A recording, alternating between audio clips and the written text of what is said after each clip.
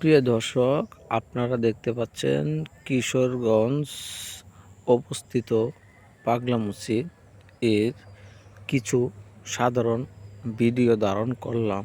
আমি সেটা আপনাদেরকে দেখানোর জন্য চেষ্টা করছি, কিন্তু আমরা সবসময় সামনেরটাই দেখি, কিন্তু পিছনের সাইডটা কিন্তু দেখি না।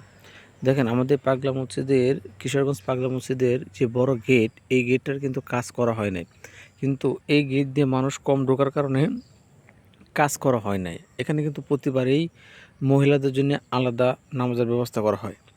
দর্শক, আজকে অনেকদিন ঐতিহ্যবাহী শোলাকিয়া ঈদগাহ মাঠ এবং ঐতিহ্যবাহী পাগলা মসজিদের সামনে অবস্থিত হলাম। রাত্রে দেখেন কত সুন্দর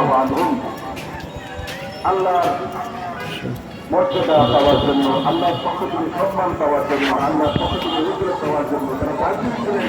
তারা জিজ্ঞেস করতেছেন, ইয়া রাসূলুল্লাহ, মান হুম ইয়া রাসূলুল্লাহ। প্রিয় দর্শক, আপনারা দেখতে পাচ্ছেন পাগলা মসজিদ কত সুন্দর ঝলমল করছে। বাংলাদেশের ঐতিহ্যবাহী আমাদের সেই পাগলা মসজিদ।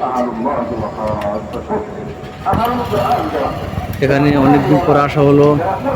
চারিদিকে কত সুন্দর আলো ঝলমল করতেছে, কিন্তু এখন লোকজন কম, লোকজন আরো পরে আসবে। আজান হয়েছে।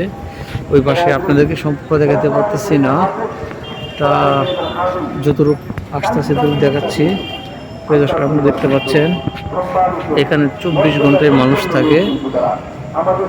আমাদের যে ঐতিহ্যবাহী যে পাগলা মসজিদ,